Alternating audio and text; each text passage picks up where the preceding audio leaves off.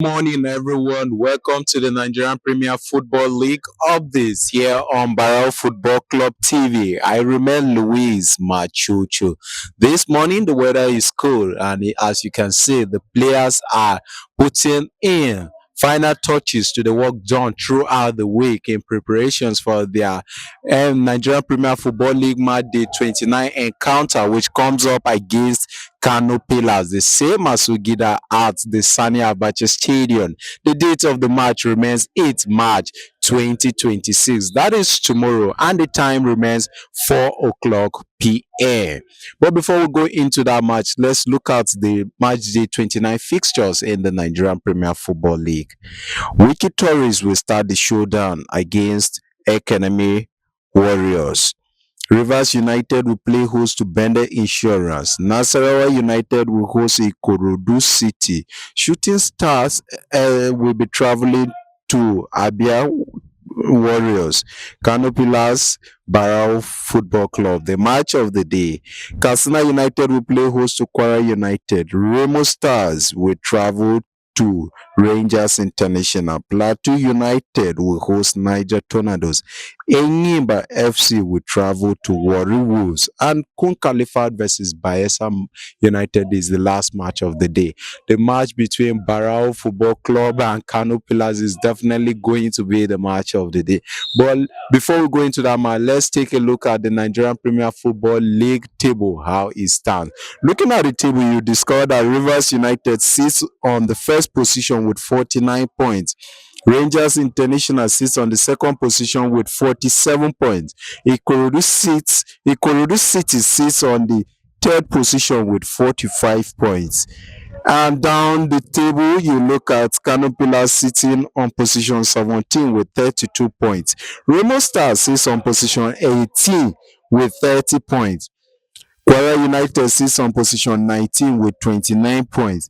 And Kun Khalifa sits on position 20 with 29 points. Your Darlington Barrel Football Club sits on position 10 with 37 points. 37 points, and they sit on position 10. That is how the table looks like. Now, if you look at Kano Pillars versus Barrel Football Club, is that derby match that you definitely would not want to miss. It's a derby match that has a whole lot of juicy speculations, and permutations are already on flying in the town. The last time these two teams had an encounter, Barrel Football Club emerged victorious, defeating Kano Pillars 2-1. Tomorrow is the stage. Is it going to be a revenge, or is it going to be a statement written in both statements that we have come to stay from Barrel Football Club? Is it going to be a revenge track for Kano Pillars coming back to pay Barrel Football Club what they did to them in the first stanza of the Nigerian Premier Football League?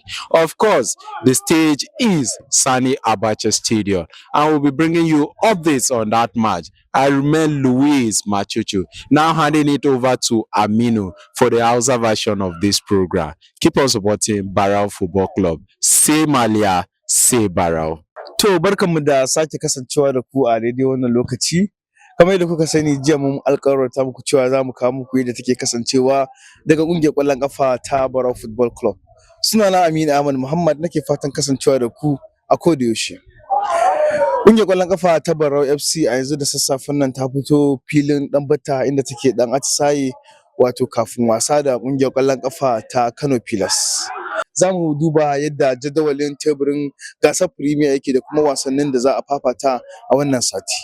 To wasannin da za a fafata a mako na 29 wasanni ne da suka hada da ƙungiyar ƙwallon ƙafa ta Wiki Tories za ta fafata wasa da ƙungiyar ƙwallon ƙafa ta El Kanemi Warriors, yayin da Wiki Tories ita ce a gida, sai ƙungiyar ƙwallon ƙafa ta Rivers United take gida ita da Bendel Insurance. Ƙungiyar ƙwallon ƙafa ta Ikorodu City za ta ziyarci Nasarawa United, sai Abia Warriors tana gida ita da ƙungiyar ƙwallon ƙafa ta Shooting Stars. Sai wasa tsakanin ƙungiyar ƙwallon ƙafa ta Kano Pillars da Barau FC. Wasa ne da zai ƙayata sosai.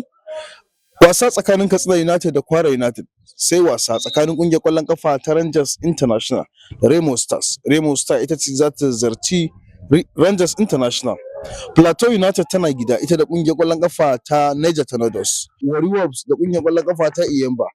sai wasan ƙungiyar ƙwallon ƙafa ta Kun Khalifa da Belsa United. Waɗannan wasa su ne za a fafata a wannan mako na 29.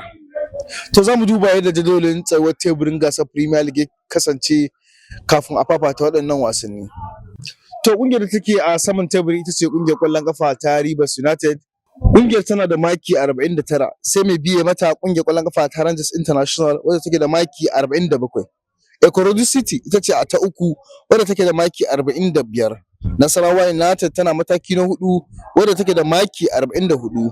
Ƙungiyar ƙwallon ƙafa ta Abia Warriors tana mataki na biyar wadda take da maki 43. Sai Benzal Insurance wadda take mataki na shida tana da maki 41. Shooting Star tana mataki na bakwai wadda take ita ma da maki 41. Sai ƙungiyar ƙwallon ƙafa ta El Kanemi Warriors tana mataki na takwas ita ma makinta 41.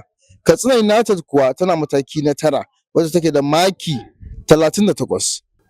Sai ƙungiyar ƙwallon ƙafa ta Bara FC tana mataki na goma da maki 37.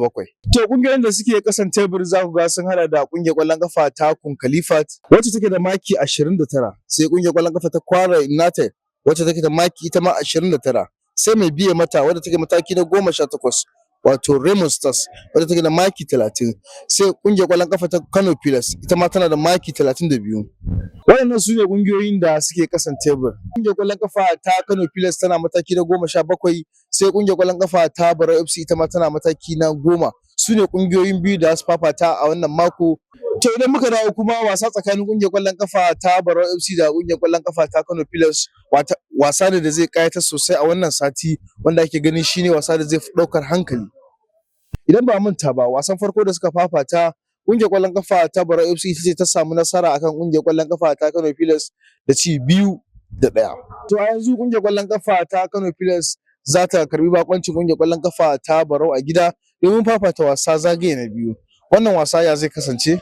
Ku ci gaba da bibiyar shafukan mu domin kawo muku yadda ta kasance a ranar wannan wasa. Sunana Aminu Ahmad Muhammad nake fatan kasancewa da ku a koda yaushe.